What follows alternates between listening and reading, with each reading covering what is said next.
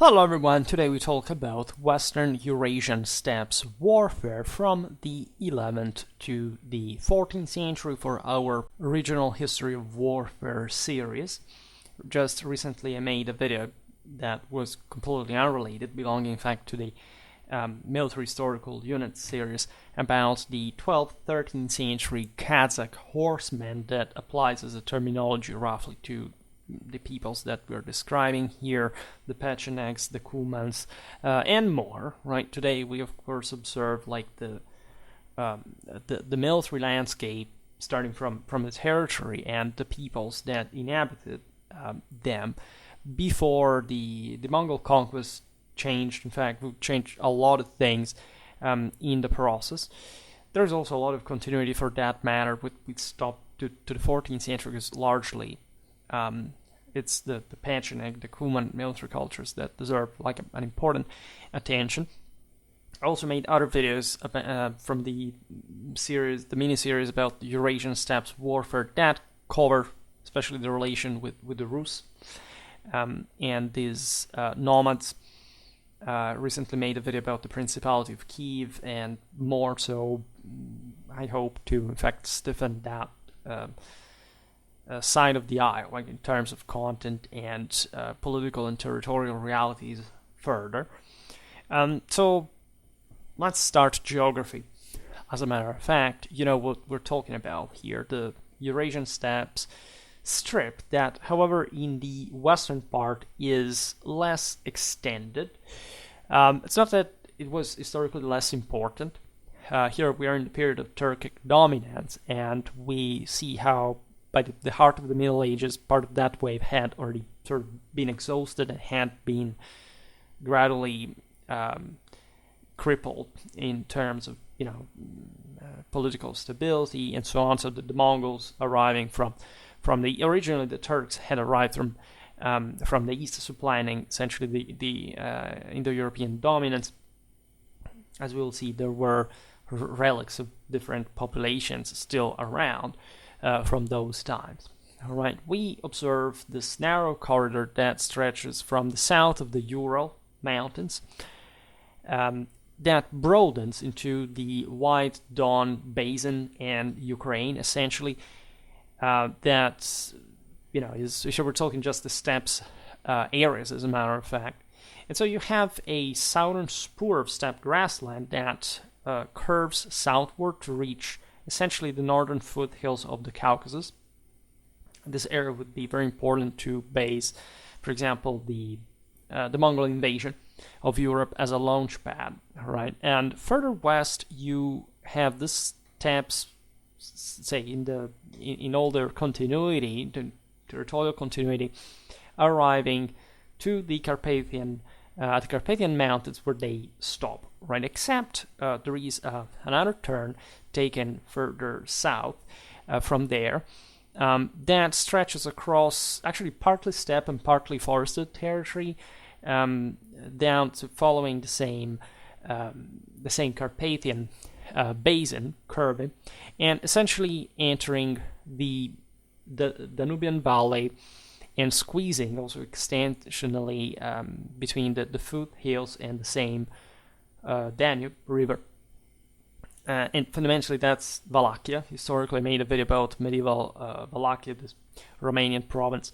And further west, you have, as you know, also a last and yet isolated. There is no continuity with the broader steppes there of say this wide grassland area, the so-called Great Plain of the Middle Danube Basin that would essentially form the heartland of medieval Hungary as a state, and that historically had, as you know, been hosting the Huns, the Avars, and later the Magyars, that, as we've seen in the videos about the Hungarian, the equivalent actually to this video as like Hungarian regional warfare during the heart of the Middle Ages, retained an important set of features in common with the steppes, even in the de facto sedentarized and fully sort of westernized local warfare at a point, not just because of the regular injection of further, say, of Western Eurasian steppes peoples, especially before the Mongol invasion that pushed these guys west, right? But by actual origin, right, the same Magyars that were heavily influenced, for example, by the Khazars back in the day, and even, other, in that case, sedentary, say, half sedentary, half steppe there, military cultures of the Middle East, say, the area, the broader Persian world. And also, continuous contacts through some of the northernmost branches of the Silk Route with these nomadic populations, still in the high later Middle Ages, right? We'll see this better when talking again about medieval Hungarian warfare that, as you know, has a dedicated playlist that we can't wait to replenish.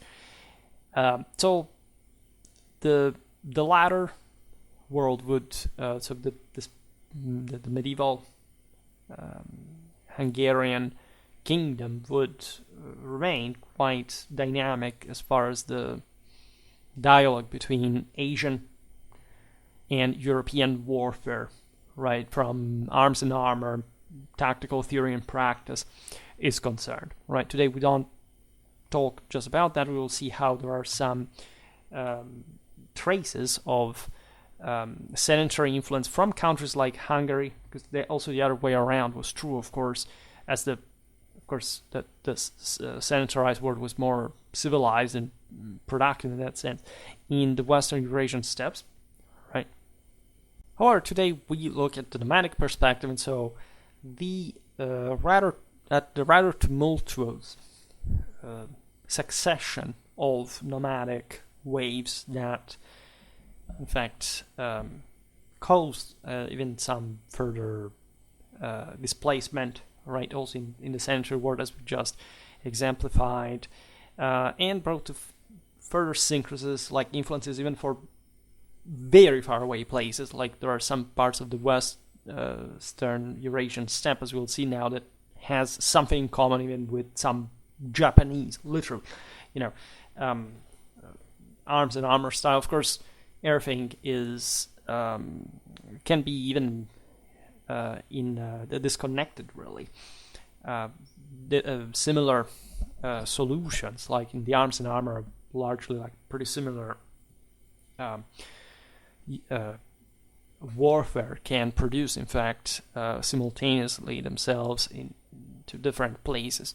But there is no doubt there is a great mobility in the steppes. It's also the way these populations sort of organize themselves, what their material culture can tell us as far as their panoplies, for example, is concerned, their writing styles, is always to be understood in relation with the sedentary world and its warfare, right? And the case of Eastern Europe is really eloquent in that regard, because not just there is a frontier there, but in fact, as a consequence, a lot of compenetration historical. So at the beginning of the period, albeit the Rus had already crushed the Khazar Khaganate, the latter's influence had remained a bit like the gold standard. What had been an important steps development, the Khazars had been dominant for centuries in the region. They had had the upper hand. Also, many Eastern Slavs migrating further into these directions. St. Kiev and Rus had emerged, as you know, with Kiev as the sort of westernmost Khazar outpost that basically rebels and strikes back at the same Khazars. And that had historically had the time to partially sedentarize, right, to develop a sort of proto-feudal system, right, building pretty imposing castles and, dominating the surrounding country. That was a merely nomadic population, and this would influence actually a great deal the later Pechenegs and Cumans that succeeded themselves in the area. The well-kept and highly organized Khazar army was definitely the model for all the Western Eurasian nomads that succeeded themselves in this region, right? The same Magyars that we were saying before had actually been importantly influenced in their arms and organization. We will see it because we never. Yeah, I made a video about the Magyars themselves, but still have to be more details about it. Had been really into Khazar models themselves. We're talking from like their swords, even certain aspects of their the steppes organizational system, and surely there was a lot of Khazar influence among the same Rus, right? That were actually much more similar. I'd say Eastern Europe in general was much more similar to the central one, right? The major divide really occurs with the Mongol invasions, the crisis of the 14th century, and that received at that point actually a lot of Western arms and armor. Yet the Eurasian knights were much more sort of, for example, still using that double function of shock, but also horse archery that actually had been rare since Saka times, and not even the Turks had been much up to it. But like concentrate, even though the Rus never had that sort of more uniformed feudal military class that the West could really structure robustly, they compensated with this individualistic ethos that in part was also the one of the ultra elite of the Turkic world, that was as, say, elite as in quality as in number, though, because most of the rest, as you know, of this people's forces was naked horse archers, like naked meaning unarmored. The Khazars had themselves notoriously Judaized, for example, converted to Judaism, in part also to Islam and even Christianity. We'll see it among the inscriptions on their arms and armor, or later arms and armor in the period. They had been receiving a lot, in fact, of influence, needless to say, from Iran, right? And comparatively less, perhaps, than from other Turkic peoples, right, after they had settled themselves. Consider that at the northern Caucasian foothills, there were still the Alans, right, that had survived the Hunnic hurricane in the 4th century, actually disgregating.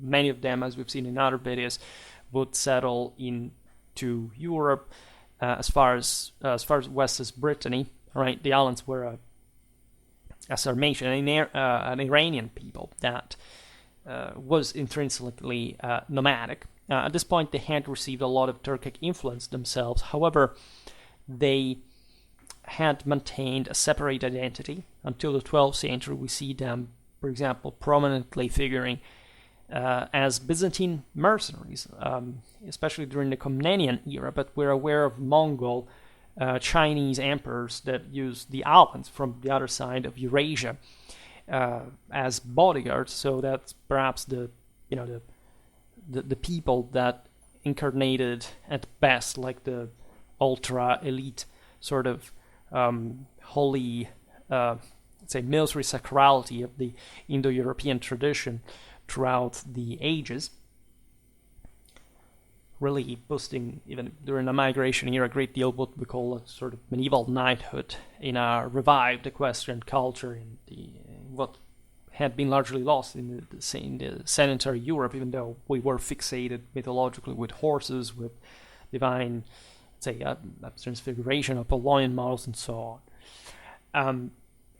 Now, the say north of what had been the old Khazar state that was relatively, southern oriented and controlling in this way also very important chunk of the Silk Road routes that now were controlled by the Rus that had occupied the most important avant posts at the river mounds at the end of the steppes rather than actually occupying the in-between that where there is really nothing, laid the territories of the Pechenegs/Patzinaks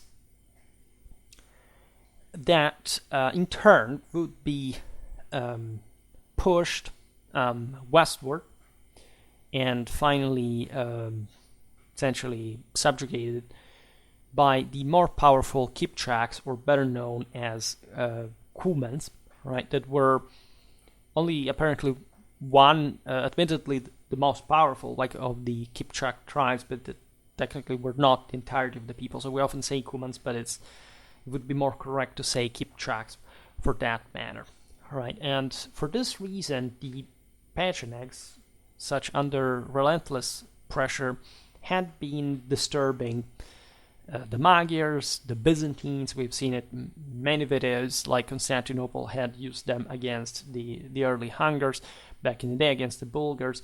And so this was most like, from a Constantinopolitan perspective, like the other way from the steppe. But from the Pechenegs side, like there was this eastern pressure coming from the Kipchaks. And at a point they even settled within Hungary, the Byzantine Empire. In fact, as you know, the same Byzantines would break finally the Pecheneg power in 1091, using, however, so many of these guys, right? When you look at the Komnenian era, in which probably the concept of statal army has failed, everything is privatizing in the empire. We have like some household forces in Constantinople, and then the swarms of mercenaries, numerically finding Pecheneг dominance, right? This cheap, almost throwaway horse archer that also settles on this broader Danubian frontier that is in many traits, as we've seen before, climatologically, pretty wild, also pretty steppes-like, and that can be mobilized just at command, right? A bit like it would be later the case of the Ottomans with the Tatar forces. So there is a great nomadic continuity and great equestrian continuity in the process. You can't quite distinguish a Pecheneg from a Cuman at the end of the day. Like from the migration era to this point and beyond, like more or less the Asian, let's say, cavalryman, heavy or light, remains pretty much like the same. Like even trying to distinguish the early Bulgars from, say, the Magyars or the Avars doesn't make too much sense. Like you can try to do it, of course, but there was a lot of commixtion. Again, I have all various chapters dedicated to these different peoples in the Eurasian Steppes Warfare series. But in many ways, especially down the line of command of society, you have just these horse archers that can be literally anyone, right? But they're good because, again, they're relatively cheap. They're hungry, so you can, say, manipulate them adequately to lay waste, say, your neighbor's lands, also because they live for raiding, ravaging, right? There isn't much else that these people do in their lives, and they're that fanatically violent to an utter extreme, except they suck, right? Their elite, as we'll see now, is actually pretty good, but it's rather the combination of the two that makes the magic. And in fact, a great part of this video I would like to dedicate to probably the level of advancement that, of course, within the limits of the steppes, these Western Eurasian peoples really had, right? Again, nothing to be compared with sedentary standards, but there was some civilization, if we can so say, in this world, and their arms and armor were quite advanced. Their warfare was really interesting, and this does witness like an important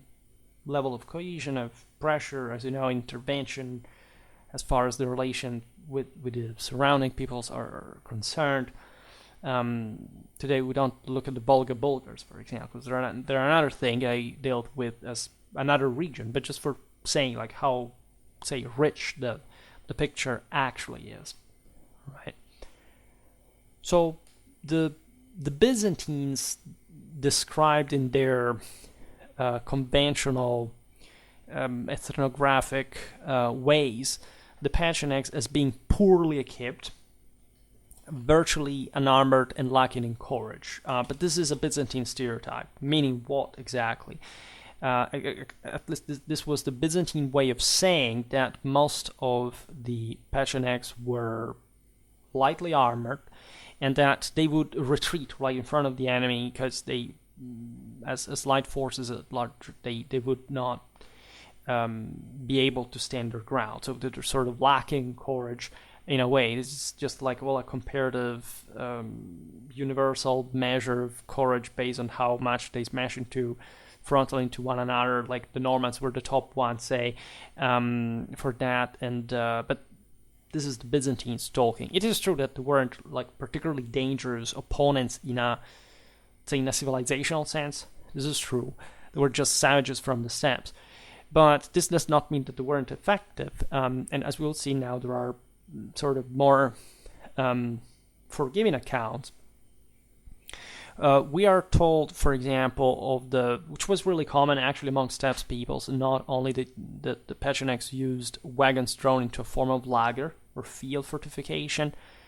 That was necessary given that these people sort of were on the move also with their families at times, so they would had to defend part of their possessions and more.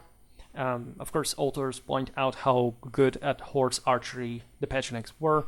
Again, the idea of the poverty is also due to the fact that these peoples at some point would spend themselves like in a ethnopolitical sense. As the Kipchaks arrive, for example, these are the stronger ones, then they soften up, and then the Mongols arrive, and so etc. Right? So comparatively, Vulcan's more west tends to soft up usually more, and or to spend itself compressed between the much tougher sedentary world and this other, hungrier and angrier guys from the east.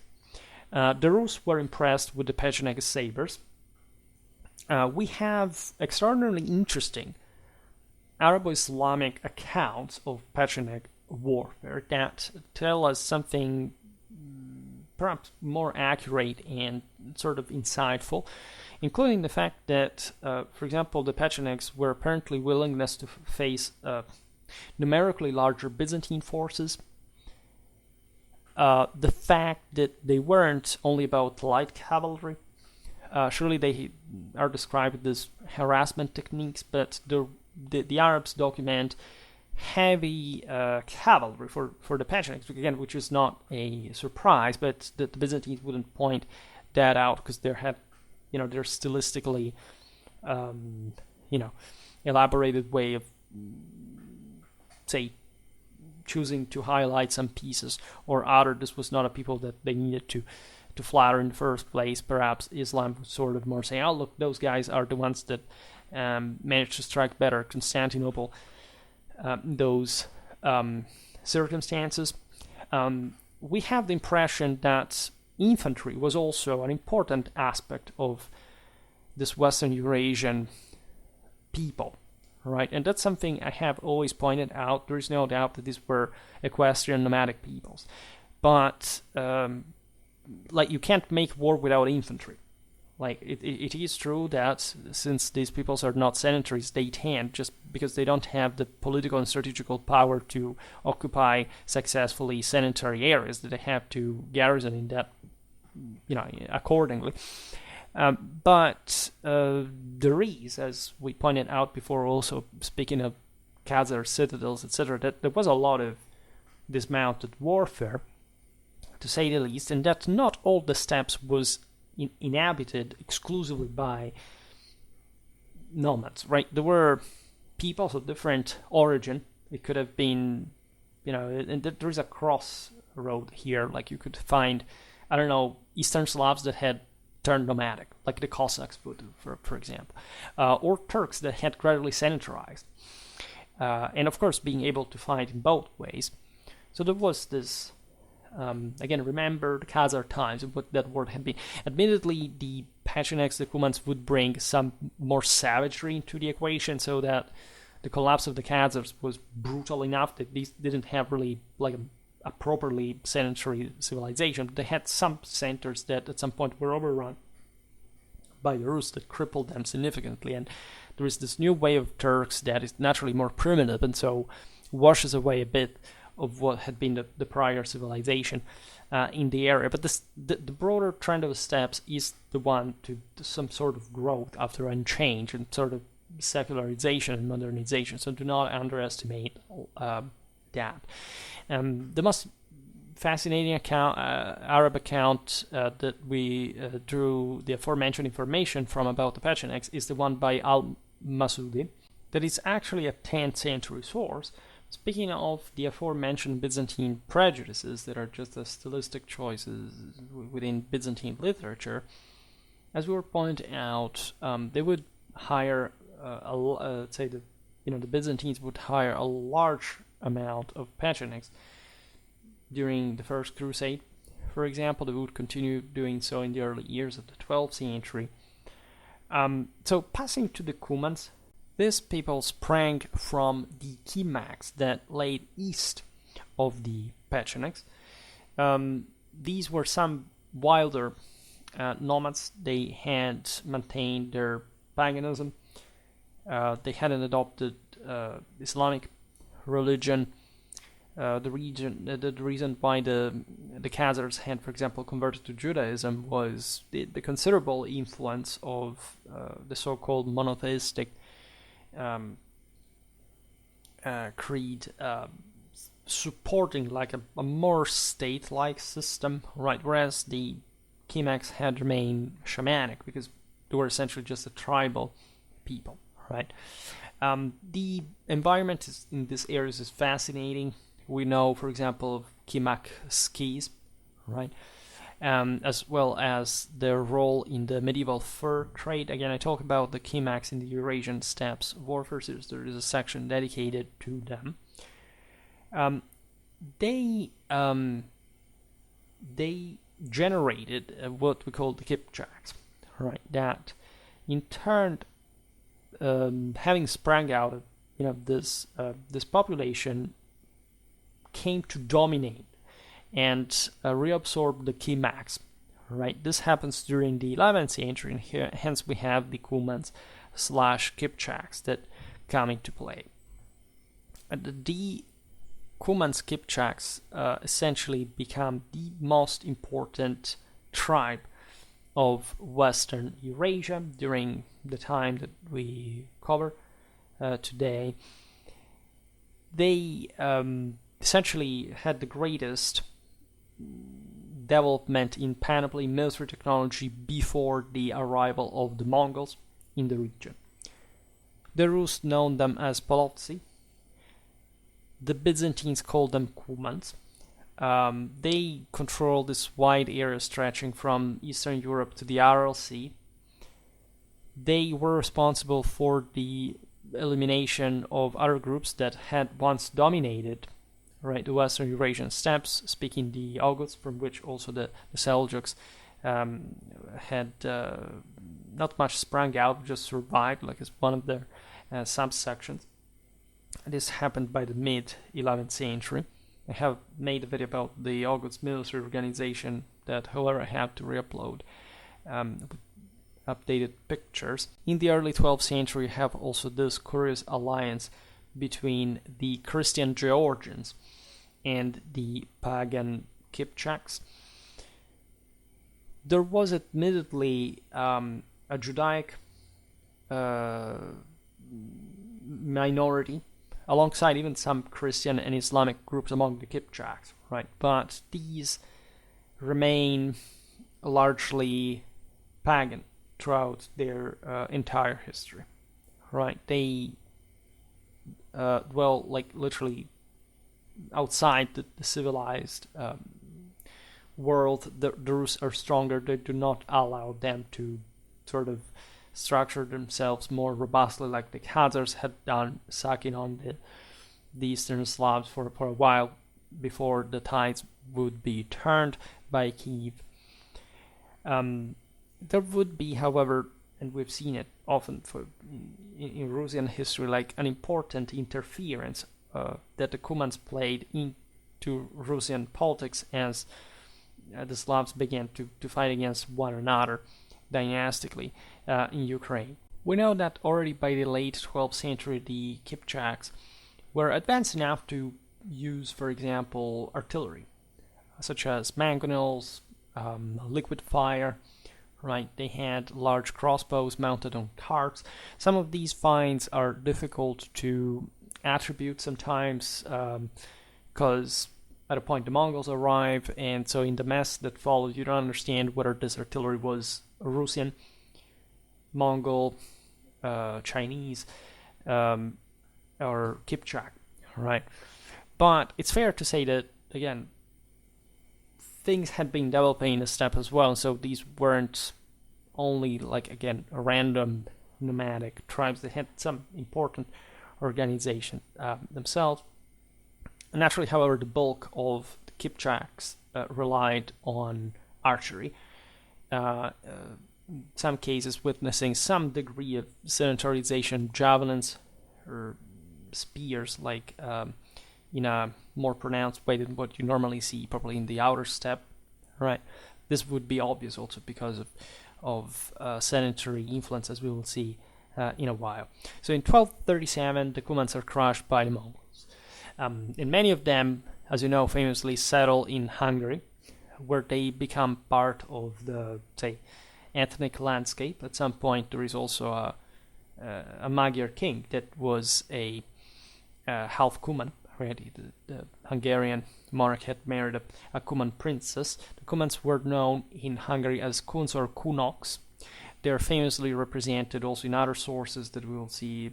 I think I discussed that in a video about medieval German warfare, because there is this, Cuman presence, like at the edges of Germany, that the gates of the steppes, right? That are represented also in famous sources like the Manesse Code, right? In any case, the majority of the Kipchaks were demically absorbed by the Mongol rule, at least, because at the end also the Golden Horde would remain largely made up of Turks, as opposed to the original Mongol rulers that had, by the way, by that point brought with them peoples of different stock themselves, like they had collected, around the steppes. And there are, in fact, lots of very Far East Asian. Recently, we talk about the Karakitais, for example, that had even been ruling over parts of China that were essentially sent back to Central Asia, like fleeing from the Yurkens conquest and eventually absorbed by the Mongols and mixing with the Khwarezmians and participating to the Mongol conquest with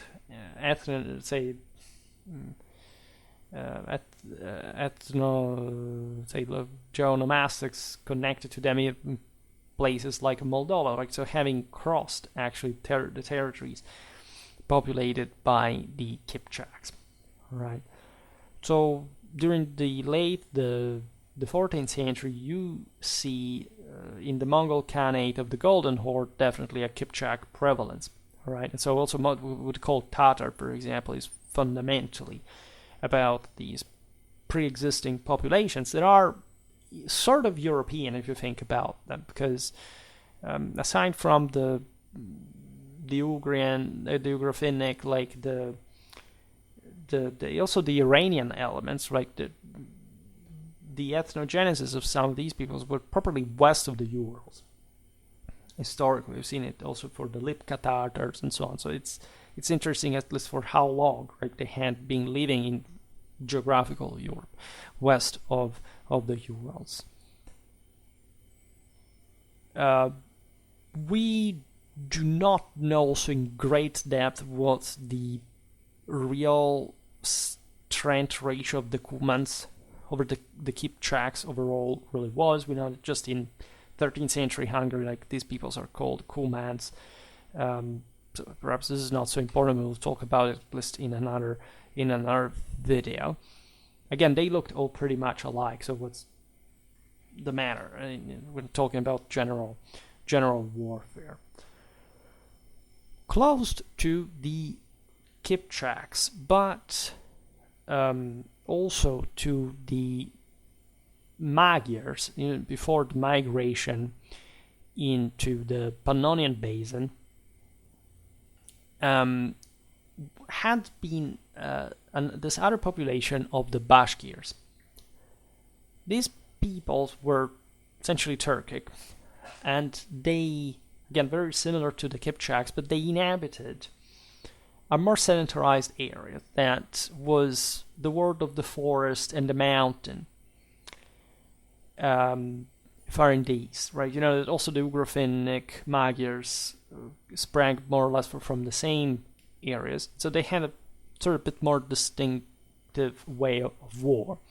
That also in the sedentary element tends to have surprising connections in arms and armor with places as far as, for example, Northern Europe, right? Also probably Western Europe to some extent.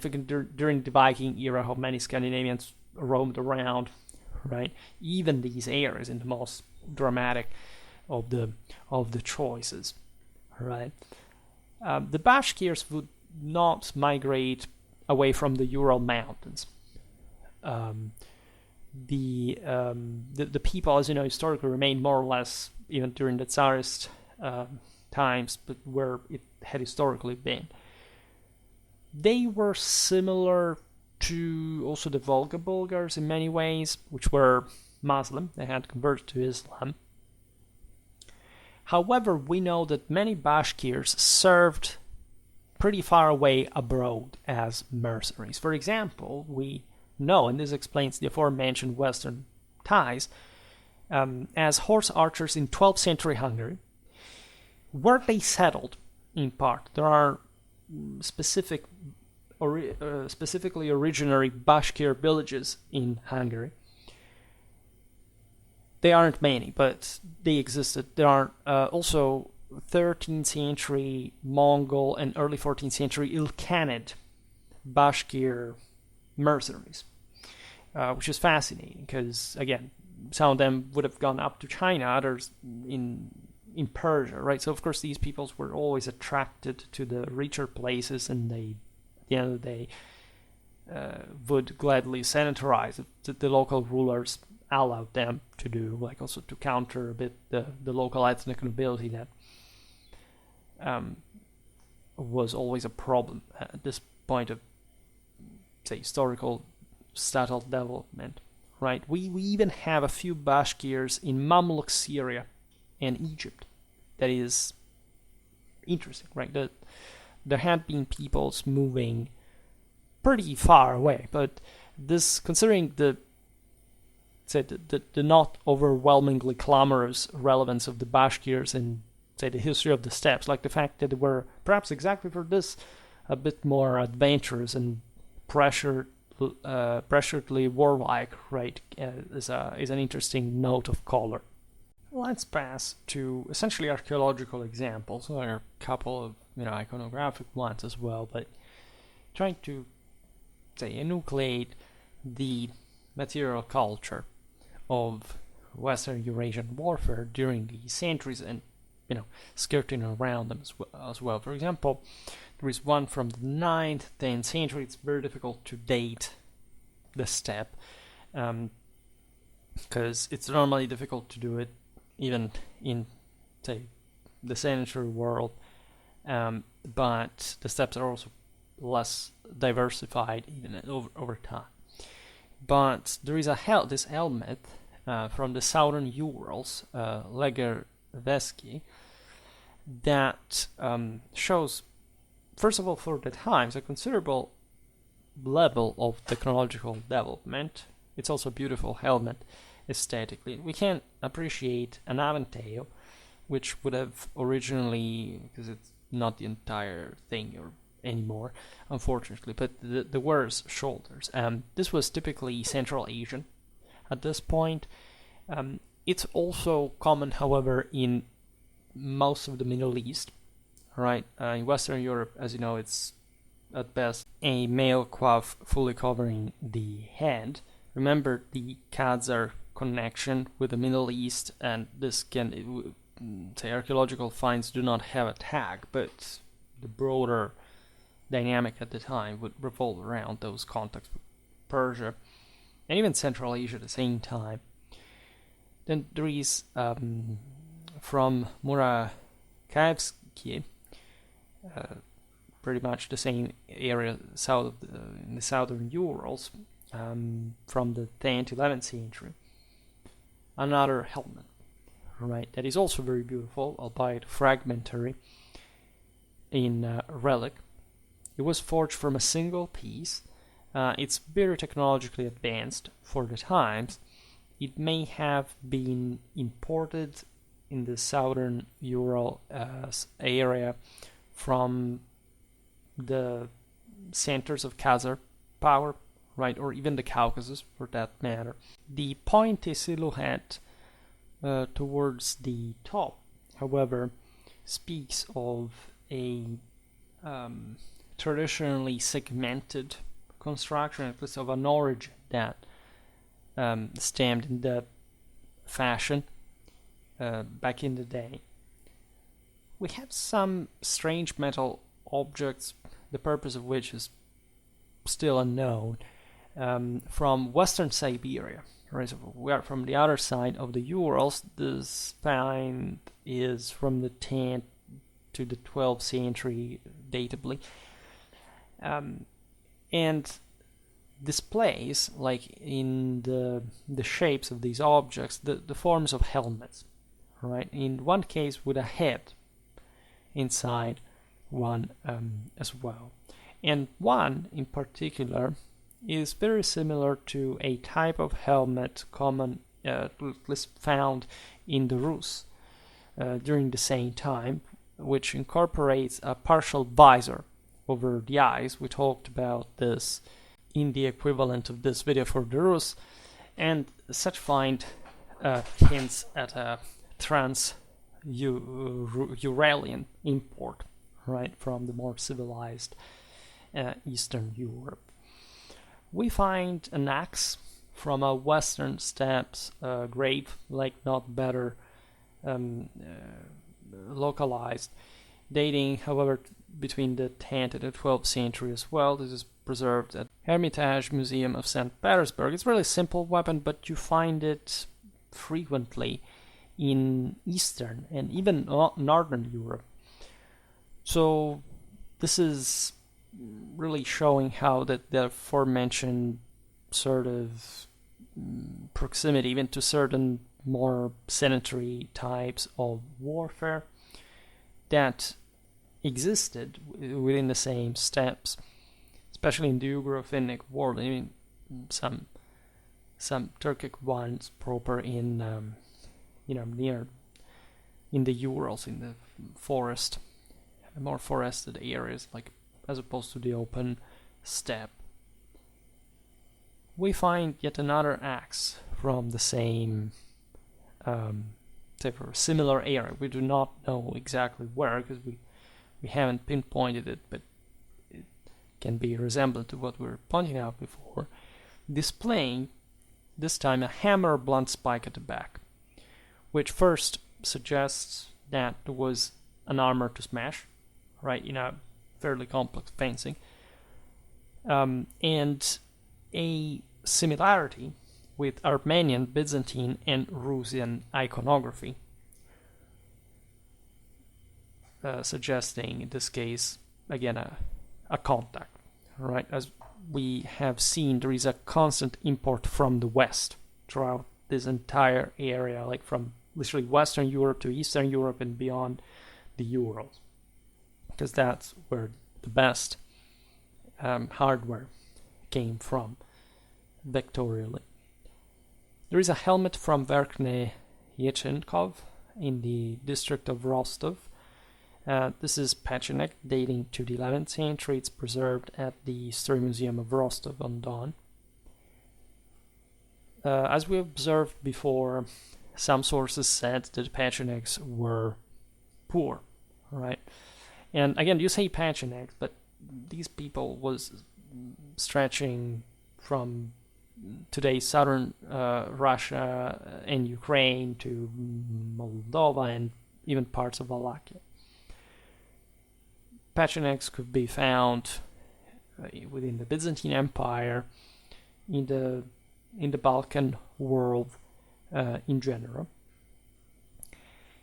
And the impression is that this helmet is at least developed enough and sort of similar to some other types found in, say, south of the Black Sea even, to make us think it was an import or the consequence of some Pecheneg looting, God knows where, maybe in Byzantine service, right? The same Byzantines would receive some hardware from the Turkic peoples, mostly because they hired them in the first place. So, what's the difference between that? At some point, they would copy, even they would be able to replicate their weapons, but it's just a matter of having these mercenaries at your service. There is a helmet from Nemia that is possibly Pecheneg, dating to the 11th century. This is preserved, interestingly enough, in Debrecen, Hungary, at the Dairy Museum. It's a beautifully decorated helmet. It's reportedly from a Pecheneg site, which means that basically the locality was settled, but the generally lavish character points more at some sort of Byzantine or Hungarian piece of equipment. Surely the Pechenegs would copy, import, loot again this kind of armament, and at this point they were crossing the Carpathians from all sides, so we just don't know, but this is to speak of the aforementioned sort of cross-cultural influence, like in terms of arms and armor between the Western steppes and sort of Central Europe and the Balkans. We have an Ugrian axe dating between the 11th and 13th century. Some of these come from collections, either private ones or others that were reported at some point in history, maybe, I don't know, lost during World War II, this kind of stories. Maybe they were drawn, but we don't have them anymore, and we do not know the story of the single, like where they were actually found, because of course there wasn't at some point even a regular, say, a statal control on these things, and strict documentation. In any case, the Ugrians were connected with the Eastern Finns, so they inhabited northwestern Siberia, but they also had this window into Eastern Europe and the Rus even. So the Ugrians inhabited the forests, right, and they weren't particularly affluent, right, so we don't think they had like some strong ironwork production. Given that this axe is iron, of course it could have been built locally, but it's probably an import from some Finnish neighbor that wasn't even just like particularly rich, but surely a bit richer than the primitive Ugrian counterpart. We have a sword from a Ugrian side dating pretty much to the same period. It has a decorated hilt, a trefoil pommel, and a broad fuller down the blade. Now, these are European characteristic features of in the sword, and they may even suggest a Scandinavian origin of the piece. Right? It's possible that some Ugrian warrior had won this weapon in combat, but given the possible anachronism, even like it depends, like if it's from we do not know when it was created, so there is also the chance that this weapon was at some point sold, and it arrived through peaceful means, of trade, for example, into the Ugrian owners' hands. And naturally, these peoples at the outskirts of civilization would tend to treasure much more anachronistic pieces of equipment, because for their milieu they were so updated anyway and expensive. And so we have a gilded iron helmet with male aventail dating from the late 12th to mid 13th century. This is Kuman. Instead, it's preserved at the Museum of the Institute of Historical Sciences of Kiev. It's very similar to the Eurasian type of a helmet, right? In fact, it suggests in itself a Kievan origin. However, this helmet, unlike the Eurasian exemplars, maintains much of its aventail, right? So it's not really clear whether this mail is condensed and fused together around the rim of the helmet itself, so we do not understand entirely how its construction is, but it's possible that there is some, at least external influence involved into an otherwise Russian armor.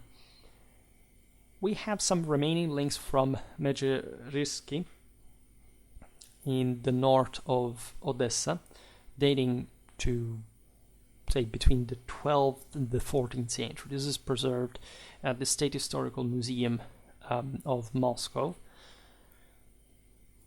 What is interesting is that there are only actually two male links, but they come from a single piece of armor. And they show the alternating punched and riveted type that was very widespread in Eastern Europe. So as a whole, right? So which means the Rus, but also this other nomadic, semi-nomadic areas. It's interesting because we do not know exactly whether the alternated punched and riveted link type was present in the same way in places like the Byzantine Empire and or the Islamic Middle East. So that this, not even actually the Eastern steppes, right? Because of some general lack of archaeological evidence. I'm not an archaeologist, but I can understand why, let's say, there is less information, just to have a history of better preservation and more, say, greater political stability. So it's easier to document Western stuff. But in this sense, this type of alternation may represent what was going on in these other regions in Europe, and that we accidentally know because also these Western Eurasian steppes warriors armored themselves with that, and similarly to these other regions. We have another helmet, unknown whether Kipchak or Mongol, dating to the 13th century, which is quite unusual in its structure because it's very European. But there is a bent, and a very bent, by the way, nozzle, which sort of doesn't make much sense in this context. There is also a suspension ring at the summit, which may connect it with the Mongol period, because just how the way that the Mongols were used to carry their panoply. In any case, we know better. Then we have a helmet from Zhytomysk in the southern Urals dating to the 10th, 11th century. So we are again in that early phase, like at the time of the disgregation of the Khazar Khane. We see here decorative eyebrow, or at least what remains of it, similar to the sort of migration Viking era Western European, more specifically British and Scandinavian typology. However, we have to consider that the same had been in turn a consequence of Asian influence during the same migration era, right? So this helmet may be just a relic of that influence in another region, right? In a more originary one than the Northern Europe. We have swords and scabbard mounts from the same location, and Murakayevsky as well, dating to the same period. It's less richly decorated weaponry compared to the eastern part of Eurasia at this point in history, at least, because as we've seen, this had been undergoing a crisis. The center of steppe power had been shifting gradually east as it was spending itself in the west mostly. This style, however, is unmistakably similar to the Eurasian and the Hungarian one. Therefore, it's possible that this was either an import, maybe from some cheaper quality piece, or an imitation, or a local imitation. That far. Remember that since ancient times, like the Urals had imported artifacts, say from the Roman Empire. They were very aware of what was happening in the civilized world, as opposed to the civilized world that knew barely anything about these places, because objectively they were less relevant. We have a saber from the broader region, we do not know where, dating between the 10th and the 12th century, preserved at the Hermitage Museum of St. Petersburg. The Kion are sort of typical of the time, but the wool piece makes this sword pretty similar to 12th, if not 13th century Middle Eastern typology, which again witnesses the continuous connection with that neighboring region, right? The trade, also the military exchange with the same had never really stopped. We will have to make a video at some point documenting this more concretely. There is a sword from Murakayevsky, as we've seen before, dating to the actually to the 10th, 11th century. It's single-edged, but it's evidently designed also for thrusting, other than just specializing in cutting. And this is interesting because it shows some sort of continuity with the old Iranian tradition, one that would actually not die out in the same Islamic world, from also the Persian era, etc., until the Mongol era, right? And given that we do not have too many weapons of this, say of that originally straight type, like originally from the Iranian steppes, like a bit from our same Sparta, right? The drawn from the Scythians, by the Celts, and then developed in other ways. Like, it's possible that this weapons from the southern Urals documents how this type of sword may have been widespread still in the Middle East as well at the same time, in spite of lack of documentation. We have a spear and arrowheads, then war axes, sabers, and a part of a probable dagger sheath from somewhere, again from the same area, perhaps mostly like north of the Caucasus, more closely, dating between the 10th and the 12th centuries. This region had been controlled by the Khazars.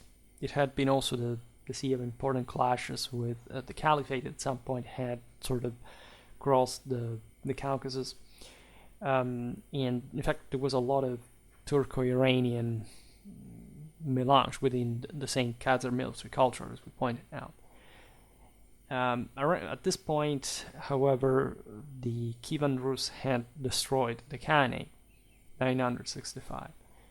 And as a consequence of that collapse, the Alans that had survived, again just north of the mountains, had likely sort of re-expanded to some degree, it's possible that this equipment was belonging to them, and in fact it's similar to the one you could see at the same time in Georgia, Armenia, Iran, Azerbaijan, and Iran, all regions that I covered also recently for the same series, right? And that can illustrate comparatively this continuous steppe influence, even on more developed areas, also with important metallurgical tradition. The main problem that we have in order to to compare these various regions' cultures is that the Christian and Islamic burial practices were different, right? So the type of weaponry is not really the same for the same purposes to compare. We're not talking about the pagans that still existed around us, as we've seen. We have a helmet with visor rusted on from Lipovets. We are in the south of Kiev. The shape is very distinctive and specifically tall, conical, and unusually fluted. There is also neck extension and a realistic face mask or visor. The story is that we do not know exactly whether the visors were something that the Kipchaks got from the Mongols. They already existed. The history of masked helmets is sort of more complex than this, of course. But in this area, we can't be too specific. Even this couple of centuries, right? All what we know, however, is that in the archaeological finds, this type of helmet appears sort of suddenly, which would make you think that it's about the Mongols, right? In southern Ukraine, there is something similar in the Byzantine Empire as well, which is another palpable connection, right? Especially in 13th century Byzantine iconography, you find this similar type of helmet, as well as in the early 14th century Persian one, right? There are some face masks appearing in some Persian sources of the 13th to the 15th century. We talked about the area already. We do not know exactly, again, the origin of this, but very often this type of helmet is called Tatar, right? And at least the Rus associated it, because it did come from the steppe, so maybe from further south, but from the Rusian perspective, just there south. With the so-called Karakalpak steppes auxiliaries, this Turkic name is in fact Black Hats, and these were, habitual visitors of the Kievan state, especially at this point in the struggles between the various Eurasian princes during the 13th century, sort of paved the way even to the Mongol invasion, given the lack of political cohesion it was producing internally.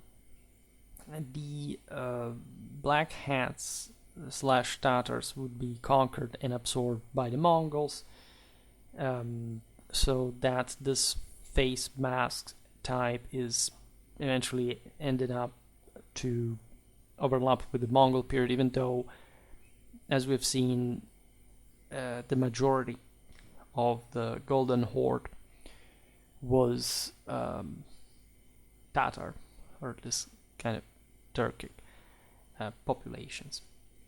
We have part of an iron lamellar cuirass from Kitaev near Kiev, dating more or less to the same 12th to 13th century. We do not know whose this, whether Rusian, Tatar, or Mongol. Right, and at this point in history, especially during the 13th century, may have become even nonsensical to ask because of the massive blending of these military cultures, especially with the collapse of the the Kievan Rus, the Mongolizations of the different parts of the Rus, especially in the east. We can think that even before the Mongol invasion, however, this type of body armor was sort of widespread in the region. It would have had to do with, an effective anti-archery measure. It may have already been present in the southern Rus, but in general, like this broader southeastern Europe, like this Pontic dimension, as well as in the same, common at least in the same Byzantine Empire, and those parts of the Islamic world that had been dominated by the Seljuk Turks, so both in the Near and the Middle East. All right. We have some swords from the Kursk and Kiev area of Ukraine, dating between the 9th and the 13th century. These are preserved at the State Anthropological Museum of Moscow. These are surely like nomadic Turkic weapons. The dating is difficult, like it's approximating this almost like half a millennium. So they are either Khazars, Pechenek, or Kipchak, right, and even others. Just to say how similar these peoples were, opologically, in general. We see curved sabers. These are curved sabers, typically. One has a single kion on the edge side of the blade, and such asymmetrical kion is typical also of Islamic iconography from the 10th century onwards. There are similarities shared with India, even pre-Islamic Ephthalite Afghanistan, which is like powerful, considering again how such traits may have been inherited by like very ancestral types of Turkic weaponry, which is interesting because it doesn't actually represent like a type of ancestral style of kion coming from the Turkic waves, rather from the south of Eurasia. And in fact, it's also common to those areas of Turkestan that were under strong Indian cultural influence. And it's again mind-blowing that there would be still potentially this late, even as the 14th century, Indian cultural influences in Western Eurasia. All right. There are daggers with asymmetrical kion, at least in the iconography, rather than swords, right, in these and other neighboring regions, which may suggest that it's like an evolution from some, smaller daggers rather than the steppe ones. So some type of weapon that really was born more in a sanitary context, and that came to influence in the grip properly of the Turkic sabers, which is even more fascinating. This could suggest, by the way, that it went in parallel with the necessity of some greater trusting capacity of the saber that, again, is mostly, as you know, losing that, the most trusting capacity that this straight blades of the Iranian times really had, but were still sort of alive. And in this western side of Eurasia, not just the steppes, may have sort of stuck a bit like in the broader Iranian tradition. Even in India, think about the Scytho-Hellenic ruler back in the day. So you see how the same steppes nomads are fundamentally just mostly evolving, even in part apologically, on the basis of some sanitary influence or reaction to the same, because they had to fight against these guys in the first place. So they needed also to adapt weapons that were effective against those guys that had developed their weapons mostly to fight against each other, not the steppes nomads. And we have lots of sabers from the western steppes, also dating between the mid 12th to the mid 13th century. There are good examples of this preserved at the National Museum of Helsinki. But another good example are the ones from the Khmelnytskyi region of Ukraine. These are, I don't know where they are today. There are others from Imenkovo in the region of Kazan. So again, these are sort of like vastly assortable from different sources, but they are overall accommodated, if we can so say, by the inlaid decoration, which, right, is a garbled form of pseudo-Kufic Arabic script, right, on some of their blades, right. This it was typical even of some, like during the Viking era, like these engravings, like were sort of common. There were some magical meanings, right? These things that disappear. In fact, also in part with Christianization.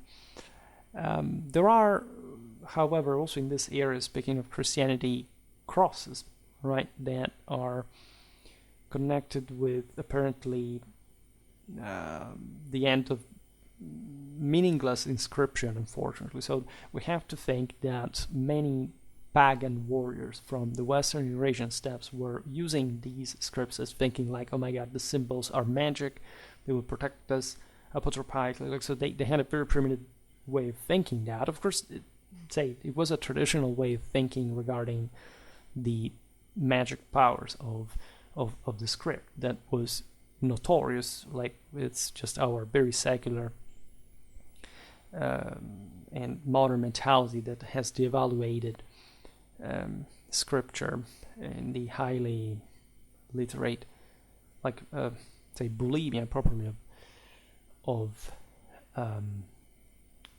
writing, reading, that for them was relevant. So adopting scripts from different religions and that they didn't understand to the fullest, like, was still seen as, okay, these guys got the powerful stuff because they have much more powerful empires than ours, so let's try to get part of the divine power through these inlaid scripts. We have some sabers from Western Siberia dating hardly, like, we don't know, it's probably something between the 12th and the 14th century. And the reason why they're so difficult to date is that they come from Ugrian grave sites that are incredibly primitive in many ways. And some could, however, be Turkic or even Mongolian, right? Depending. Here we are in Western Siberia, so bear in mind that, like, it's not that the Mongols came out of the steppes magically just under Genghis Khan. Like, there were others roaming around. Again, I mentioned recently uploaded video about the Karakhithai, so God knows what paths these nomads chose individually at some point. And predictably, there is a great variety as well of forms compared to the steppes to the south. In one case, for example, we have curiously a ring pommel, which in shape is normally associated with Northeast Asia, including Japan, right? So this is, again, I made a couple of videos on, say, Korea, on the Khitan and so on. So, like, there's a lot to dig in, but we'll hopefully make a video about medieval Japanese warfare soon, right? But these connections did exist, right? Eurasia was that interconnected, and especially through the steppes. As far as panoplies were concerned among these warlike peoples. Most of the blades displayed have squared tips, which is connected with 13th and 14th century Islamic art styles.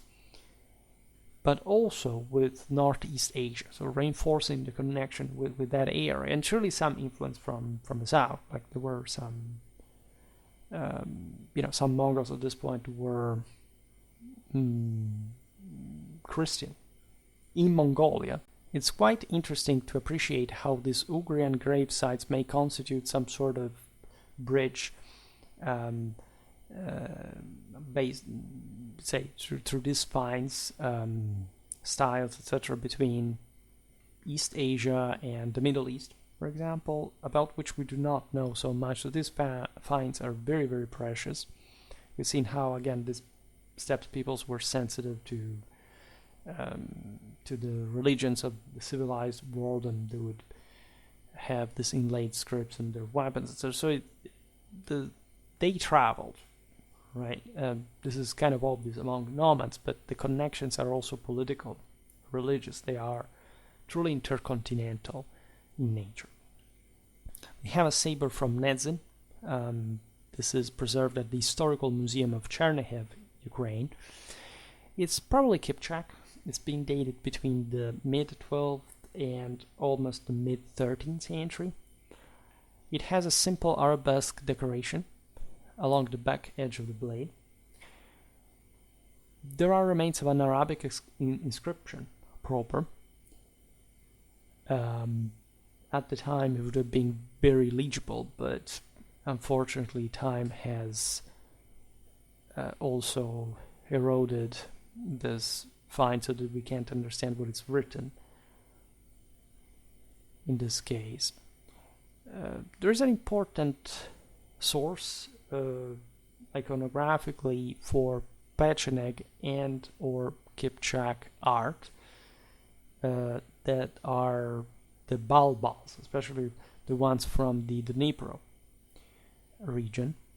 There is all a history of these sculptures, right? They're carved standing stones that were used by the Western steppe peoples to properly orient themselves in the steppe. They function in part as sort of, the points of references where heroes had ruled or died, or they had, of course, a deep religious symbolism, and their art evolves. Like, they're very crude sculptures, and between the 11th and 13th century there is also, thanks to Byzantine and Islamic influence, some sort of refinement of this art, right? And to the point that we can see emerging from these crude figures some distinguished pieces of armament and defense. For example, helmets. We do not understand clearly the details. The helmets may be of segmented construction from this source. We see shoulder straps and back straps to secure armor for the chest and abdomen. We do not know what kind of construction this is. Probably lamellar, right? At least from the carving, it's not understandable. Byzantine and Islamic art has, however, similar lamellar types, as we know, during the same and also slightly later time. All right, we see weapons somewhat clearly because of some shallow surface, sculpture, bows, bow cases, quivers, curved sabers, all hanging from a waist belt. We have a Kipchak shield boss dating between the 11th and the 13th century, preserved at the Museum of the Institute of Historical Sciences of Kiev. The Kipchaks, as we pointed out, were sort of better equipped than the Pechenegs. At least they had sort of greater political cohesion, so they had also better equipment, or at least their elite was sort of more likely to leave traces in this regard, with more also abundant and decorated weaponry. And this is a silver shield boss, right? And surely it's like fanatically expansive for steppes standards. it surely has to do with a chieftain's grave of some sort, but just for the record. We have a mail shirt from Kurgana Lipovets, south of Kiev, dating between the 12th and 13th century. It's preserved at the Hermitage Museum of St. Petersburg. It's a bit rusty. Admittedly, the links are considerably damaged as a consequence. But what is important is rather the overall structure, that is to say, a short-sleeved one with the mail extending only to the wearer's thighs, which makes it pretty much like a heavy archer armor, right? Heavier horsemen would have had sort of, longer mail shirts. This is not to say that it could have belonged even to just a shock sort of trooper. This guy may have been just like, for example, Black Hat Turkic ally or auxiliary of the Kievan Rus that was perhaps even properly provided with the armor by the Rus. And yes, it's likely that this heavier, could have been, there were type of heavier horse archers, properly from the household of the top, let's say the richest, as we've seen, like with the previous chieftain, silver shield boss, like better equipped, lighter troopers next to the shock heavies.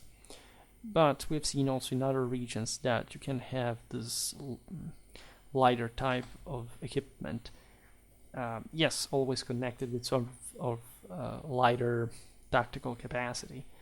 But in the steppes, it's so expansive just per se that you may think whether like this was recycled from some other places for actually a heavier, like a shock cavalryman, even among the Kalpaks. Finally, we have a skeleton and sword in a grave at Chokurcha in Russia, dating between the 12th and 13th centuries. I don't have the picture to upload because of copyright issues, but this is one of the comparably many, according to, for this fine standards, examples of how actually big, this is very interesting, the sabers of the Western Steppe warriors were compared to the body of their owners. Like, they're massive compared to these guys. They were not this huge human types, definitely. Pretty, they were shorter than Europeans and so on. But they wielded this massive sabers, which requires, in fact, like considerable training. Not much because of the fort, like because the guys were tiny compared to the saber, but just for saying that still by this point were, before the Mongols arrived, like there were bigger sabers, like something that had to do with the still relative wealth comparatively of the average Turkic warrior compared to what would have happened in Mongol times, where there were much bigger sort of mass kind of cheaply trained lighter horsemen. Like of course the Mongols had massive blades and so on, but as we were saying before, for the Khazars, they had sort of gentrified a little bit, settled a bit down, so that tendency to almost settlement had been creeping in the same Pechenegs and especially Kipchaks. In the Rus, again, lots of Tatars would, as we've seen, be settled also in Hungary, in Poland, in Lithuania. So that was already on their mind to a degree, and this means also sort of better means in general, like a slightly, say, semi-sedentary lifestyle sometimes, which means you can afford also bigger swords, more training, right? Because otherwise the saber is cheaper to train with than those bigger straight blades that we have seen before, being still around sometimes, like properly as maybe even in sabers that have the curved blade, but that still have this prepotently thrusting capacity, and not just like a merely cutting one. This is obviously more typical for the elites. Like these guys were sort of men at arms rather than the average, again, horse archer that, yes, would have had a smaller, like, saber of some sort. So there are all these degrees of heaviness, like for steppe standards, that may have been, again, in the aforementioned Byzantine eyes, neglectable, but that for them were quite important, of course, right? So what to say? We've been covering the steppes quite a while in Schwerpunkt. I'm glad, because it's like you must, like, if you want to be complete about military history, you have to discuss everything far and wide, and gradually we're covering like what needs to be covered, these regional history of warfare, so mixing the general characteristics of these peoples with warfare, with their, for example, arms and armors documented archaeologically, iconographically, etc. I think it's quite instructive because it shows you how, like, all levels sort of transpose each other, like on the different aspects of warfare, right? So something that we get from documentary sources is confirmed by the iconographic one, and then in turn confirmed by the archaeological one, and not just from a military point of view, because everything sort of flows into the broader trinity of politics, war, and society, and so everything flows, right? This videos, as I often say, are antidote against skepticism, paranoia, conspiracy theories, because it shows you that history is crystal clear. Like, if you interpret correctly, everything is perfectly coherent, because guess what? It's reality. It's not something made up, right? So even this relatively scanty evidence, after all, tells us exactly what we would expect from the other types of sources. Talking archaeologically here, for obvious reasons, because it's real. Like, what kind of people would live there if not these ones? What kind of strange exceptions would you find? Right? No, right? They all fit these shades of what we understand this local warfare having been about, the external influences in proportion, the just all the general plausibility of the explanations. And so it's interesting to connect these various regions and the videos dedicated to other topics, because they all are, part of the same reality. Very well, for today I stop it here. I just hope that you enjoyed this video. If you did, please share it. Otherwise, leave a like or subscribe to my channel if you're interested in my upcoming content. As always, I thank you heartily for listening to me. I wish you a nice time and see you next time. Bye.